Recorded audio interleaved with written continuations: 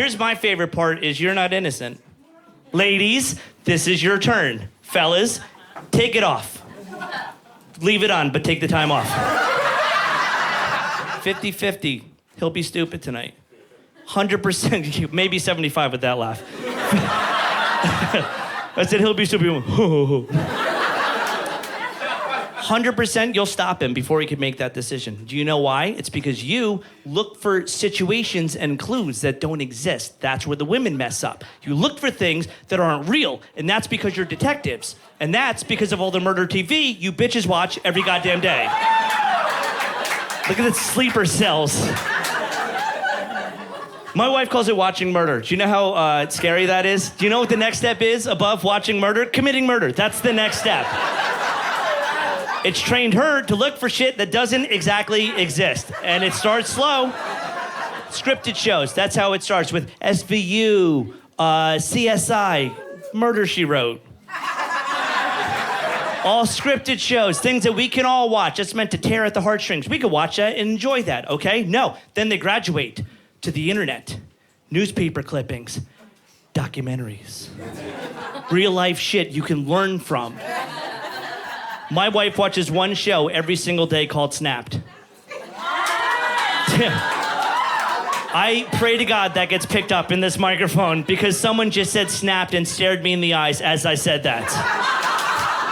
Snapped is a show, if you've never heard about it, like my psycho friend over here. Here's the description. You ready? Yeah. Someone snaps and they murder every single person they've ever known. So he's the person no one ever thought. And by the end of the episode, you find out how they did it. Do you understand what it feels like to sleep next to someone that watches that shit every day? Can you imagine? You better learn to sleep with one eye closed, dude. Sleep in shifts. Close your left eye and keep an eye on her with the right, and then switch sides. It's the only way you're lasting through the night, my friend, okay? Because here's how it happens. You're vindictive. You rope us in. That's what you do. Is we come home and you fuddle with the remote. Oh, we could watch SportsCenter. Don't do that to me. Don't do that to me. I could be a good goddamn husband. I could take an interest in what you're doing. What are you watching? Snapped? Sounds like a lovely show. Here's the problem. 2 minutes. That's all you got. Even if you want to watch it. As a man, 2 minutes is your limit. Because after 2 minutes, you start to involuntarily shake. Because it starts to feel like you're learning another way that you're probably going to get murdered that night. Do you understand? Especially if you turn around and you're like, why are you writing stuff down? It's like Game of Thrones. There's like 2 characters in this show. That's not even the worst. Wait till you come home, snaps on the TV, and she's not even in the goddamn apartment. That's a goddamn message, as far as I'm concerned. First time that happened to me, I ran into the bathroom, locked the door, turned the shower on, drown her senses out, okay? Because here's the problem. As soon as you get in, time's up. You're on the clock, baby. She's coming for you. Look at the clues. MacGyver some shit.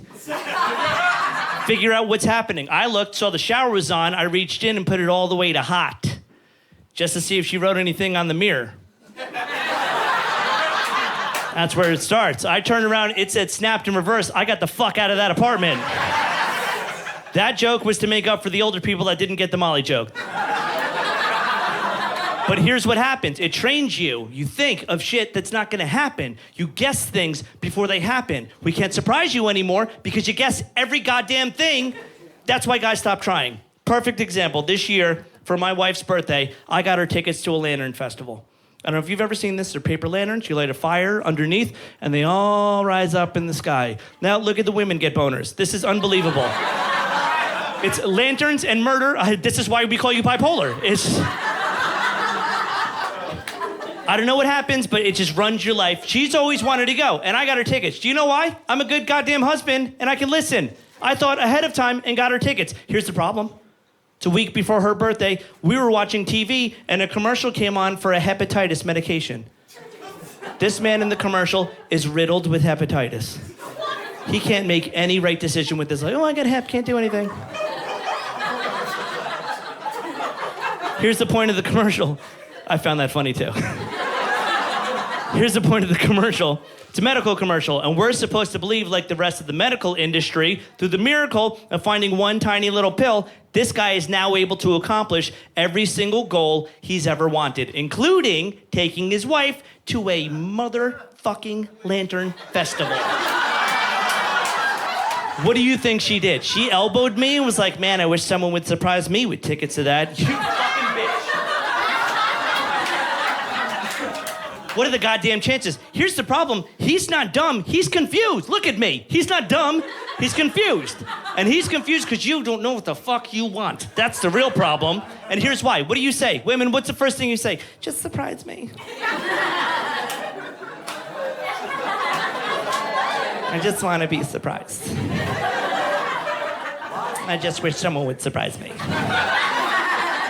What's the second thing you say? Don't worry about the surprise, because it's just the thought that counts. Fuck you, those are two different things. Make up your mind. What do? Do we ruin the gift? Do we ruin the surprise and give it to you now that we just saw that commercial and get credit for it? Because that's what we want as men, credit for thinking and breathing and walking and talking, using our big boy words? Or do we wait a week and give you what you really want, which is your surprise, but then risk your murderous, vindictive nature kicking in? That's the variable. And here you go, ladies, correct me if I'm wrong. Have you get the gift and then turn to us and go, hey, can I ask you a question? Did you get my birthday present from a fucking hepatitis commercial?